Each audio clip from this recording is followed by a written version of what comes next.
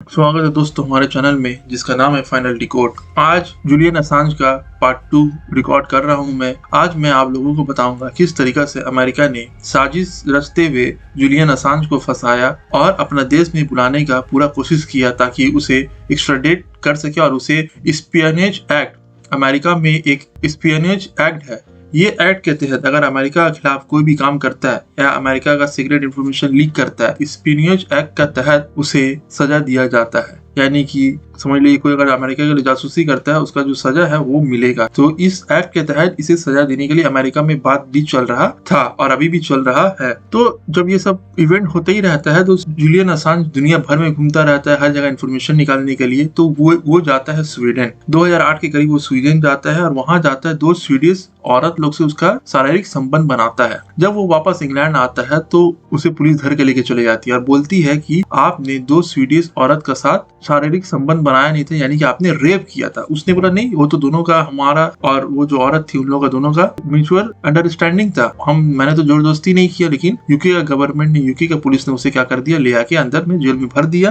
तो sexual assault का उसके ऊपर चार्ज लग जाता है और ये समझ लिया दूसरा अरेस्ट था। उससे पहले भी बहुत सारा क्राइम के लिए जूलियन असांज के ऊपर जिम्मेदारी और आरोप लगा ही था। लेकिन वो फर्स्ट आरोप जो था वो अगस्त 2010 में डिसमिस कर दिया गया था क्योंकि इसका टाइम में एविडेंस नहीं था। तो दिसंबर 2010 में उसे पकड़ा जाता है और बिना किसी बॉन्ड का उसे ये बोला जाता है कि इसे हम लोग कहाँ सौंप देंगे, स्वीडन में सौंप देंगे, स्वीडिश गवर्नमेंट को सौंप देंगे। क्यों? क्योंकि इसने स्वीडन का कानून को तोड़ा है। लेकिन उसे बेल मिल जाता है। फरवरी 2011 में एक ब्रिटिश जज का सामने वो खड़ा होता है और अपील करता है। जो जूलियन असांज का जो अटॉर्नी होती है, जो उसका केस लड़ती है, बोलती है कि नहीं, इसे स्वीडन को हवाले नहीं करना चाहिए क्योंकि हो सकता है स्वीडन अमेरिका को इसे सौंप दे, क्योंकि असल में अमेरिका का दुश्मनी है जूलियन असांज से। और लोगों का भी हल्ला होता है, लोग समर्थन में उतरते हैं जूलियन असांज का। तो 2011 में जो ब्रिटिश हाई कोर्ट होता है वो ये देखता है जूलियन असांज का जो एक्स्ट्रेडिशन केस है ये कोई नॉर्मल केस नहीं है। उसने बोला कि ये जनरल पब्लिक इंपॉर्टेंस का केस है, तो इसे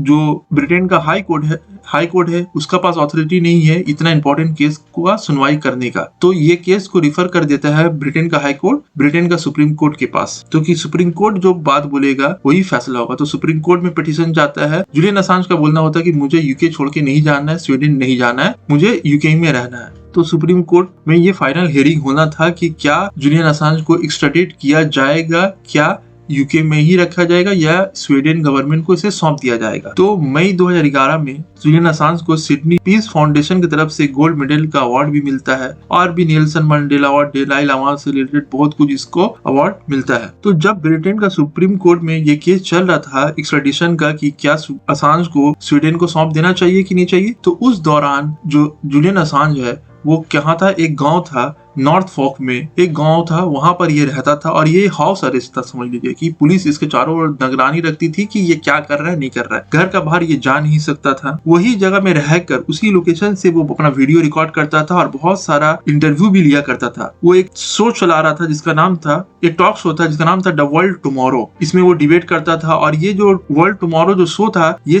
रशियन टुडे के द्वारा ये चैनल को स्पॉन्सर किया जाता था और जो रशियन टुडे का जो सैटेलाइट है उसका थ्रू इसे दिखाया जाता था। 2012 में ये चैनल शुरू हो जाता है जिसमें ये रेडियो ब्रॉडकास्टिंग भी करता है स्टूडियो में बैठ के। फिर इसी दौरान ये हिजबुल्लाह का लीडर हसन नसरुल्लाह से भी इंटरव्यू लेता है और नसरुल्लाह पहला समझ लीजिए कि कोई वेस्टर्न जर्नलिस्ट को अपना इंटरव्यू देता है। 2006 के बाद 2006 में हिजबुल्लाह और इसराइल के बीच में लड़ाई चला था 3 से 4 दिन का। उस लड़ाई के बाद जो नसरुल्लाह था वो किसी से बात नहीं किया था, किसी भी फॉरेन वेस्टर्न जो मीडिया कंपनी है उससे बात नहीं किया था। 2006 के बाद जूलियन असांज पहला इंसान था जिससे वो बात किया था। तो ऐसा बहुत किसी से जूलियन असांज इंटरव्यू लिया करता था। तो अब आता है जूलियन असांज की जिंदगी में एक टर्निंग पॉइंट। जून 2012 में जो अपील था सुप्रीम कोर्ट में जूलियन असांज का कि मुझे स्वीडन को हवाले नहीं किया जाए, ये पिटीशन को सुप्रीम कोर्ट डिनाई कर देता है और बोलता है कि जूलियन असांज को स्वीडन को सौंप दिया जाएगा। तो ये जब देखा और पता लग गया कि अब मैं केस हारने वाला हूँ, तो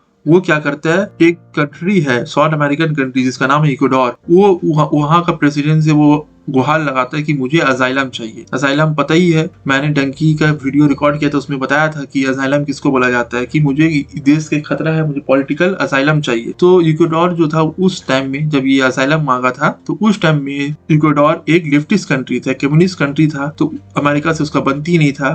तो उसने क्या किया, रिफ्यूज दे दिया कि आप हमारा एम्बेसी में रह सकते, क्योंकि अब वो तो ब्रिटेन छोड़ के जा नहीं सकते क्योंकि वो तो हाउस अरेस्ट में है। तो वो क्या किया, रात का टाइम में हुडी पहन के, जैकेट पहन के एक बाइक में आता है और जुलियन असांज इक्वाडोर का एम्बेसी में घुस जाता है। और अब तक ब्रिटेन का आदमी लोगों को पता नहीं है कि पुलिस लोगों को तो यही पता है कि अब तो इसे हम लोग दूसरा दिन जेल में भर देंगे। ये चुपके छुपाए इक्वाडोर का जो आपका जाकर एम्बेसी होता है उसके अंदर घुस जाता है। और आपको बता दूं कि किसी भी देश का जो एम्बेसी होता है वो देश का जमीन माना जाता है। तो ब्रिटेन को जब पता चला कि वो इक्वाडोर के एम्बेसी में जाके छुप गया है, तो ब्रिटेन का गवर्नमेंट ने धमकी दिया कि हम आपका एम्बेसी के अंदर घुस जाएंगे। तो छोटा मोटा कंट्री था तो उसे धमका ही सकता था, लेकिन फिर भी इक्वाडोर ने साथ दिया जुलियन असांज पर, बोला नहीं आप हमारा देश में इंटर नहीं कर सकते, ये हमारा देश का हिस्सा है, ब्रिटेन का नहीं। तो ब्रिटेन ने अपना जितना पुलिस फोर्स था उसे चारों तरफ लगा दिया और ब्रिटेन को बदनामी भी होता। लेकिन ऐसा नहीं है, ब्रिटेन ने इससे पहले कोई भी रूल को तोड़ा नहीं है। तो लेकिन फिर भी यहाँ पर रूल को नहीं तोड़ते हुए वो एम्बेसी का बाहर पुलिस बैठा देता है कि जुलियन असांज जब बाहर निकले उसे धर दबोचो। और आखिर जुलियन असांज डरता क्यों था? जुलियन असांज को यही डर था कि अगर मान लीजिए स्वीडन को सौंप दिया गया तो स्वीडन में कुछ नहीं होगा, क्योंकि असल मकसद स्वीडन को कौन पीछे से बोल रहा है कि जुलियन असांज को भगाने के लिए अमेरिका अगर में जाता है तो उससे स्पेनिश एक्ट के तहत डेथ पेनल्टी दे दिया जाएगा। तो वो बहुत साल तक, कम से कम 2019 तक, आपका जाकर 2012 से लेकर 2019 तक वो कहाँ रहता है? इक्वाडोर का एम्बेसी में रहता है। सोचिए 8-9 साल समझ लीजिए कि एक एम्बेसी में रहना कोई मामूली बात नहीं है। और जब जुलियन असांज एम्बेसी में था, वो एम्बेसी का बैल्कोनी में आता था, समझिए पुलिस लोग चढ़ाता था, लोगों को आके प्रोत्साहित करता था, लोगों को कॉन्फिडेंस दिलाता था कि हमें जो सरकार जो हमारे पीठ पीछे जो गलत काम कर रही है उसका साथ हमें देना नहीं चाहिए, गवर्नमेंट के खिलाफ बात करना चाहिए, गवर्नमेंट के खिलाफ प्रोटेस्ट करना चाहिए, गवर्नमेंट से सवाल पूछना चाहिए, क्यों गवर्नमेंट हम लोग से हर बात छुपाती है। तो ये सब बोलता था। और बाहर में पुलिस जो ब्रिटेन का वो देख के इसलिए हाथ मसलता रहता था कि कब ये निकलेगा और इसे हम लोग धर दबोचेंगे। तो इसी दौरान 2013 में एक पार्टी बनाता है जुलियन असांज, जिसका नाम होता है विकीलीक्स पार्टी। जुलाई 2013 में ये पार्टी बनता है और ये ऑस्ट्रेलिया में इलेक्शन होता है, उस इलेक्शन में पार्ट लेता है। आखिर क्यों पार्ट लेता है? क्योंकि जुलियन असांज सोचता है कि कब तक मैं रिफ्यूज लेके रहूंगा, कल को इक्वाडोर में एक सरकार पलटा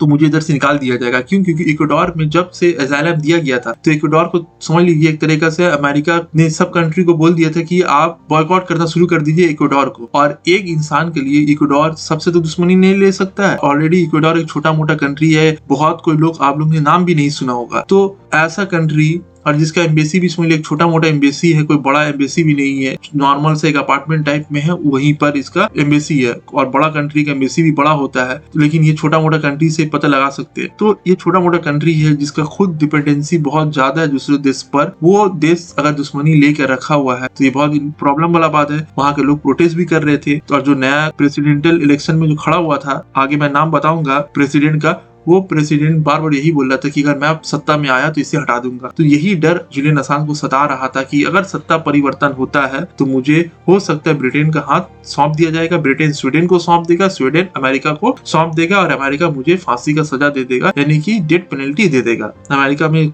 फांसी तो होता नहीं है, वहां पर किसी भी तरीके से डेथ पेनल्टी दे दिया जाएगा, या तो इंजेक्शन मार के जो भी हो उसको मार दिया जाएगा। तो वो ये सोचता है कि मैं तो ऑस्ट्रेलियन नागरिक हूँ, वहां पर इलेक्शन लड़ सकता हूँ, अगर मैं इलेक्शन लड़ के जीत गया तो मैं वहां का लीडर बन जाऊंगा, तो मुझे कोई भी छू नहीं सकता है। तो 7 सितंबर 2013 को इलेक्शन होता है, लेकिन इलेक्शन में विकीलीक्स का पार्टी बहुत खराब परफॉर्मेंस देता है और 1% से भी कम जो वोट होता है ये मिलता है। पूरा नेशनल लेवल पे 1% से भी कम इसे वोट मिलता है और एक भी कोई सीट सेनेट पे इन लोग कैप्चर नहीं कर पाते, यानी कि ऑस्ट्रेलिया का जो पार्लियामेंट उसे सेनेट ही कहा जाता है, वहां पर कोई भी सीट इसे नहीं मिलता है। तो केस चलता रहता है, इक्वाडोर का एम्बेसी में ये रहते ही रहता है। और फिर आता है साल 2016, जब अमेरिका में प्रेसिडेंशियल इलेक्शन चल रहा था। एक तरफ डोनाल्ड ट्रम्प था जो अमेरिका का प्रेसिडेंट बाद में बना भी है, ये था रिपब्लिकन पार्टी से, और एक तरफ थी आपका जाकर डेमोक्रेटिक पार्टी की हिलेरी क्लिंटन। तो इसी दौरान जो यूएस प्रेसिडेंशियल इलेक्शन हो रहा था, जुलियन असांज ने क्या किया, जो प्राइवेट डॉक्यूमेंट्स था किसका,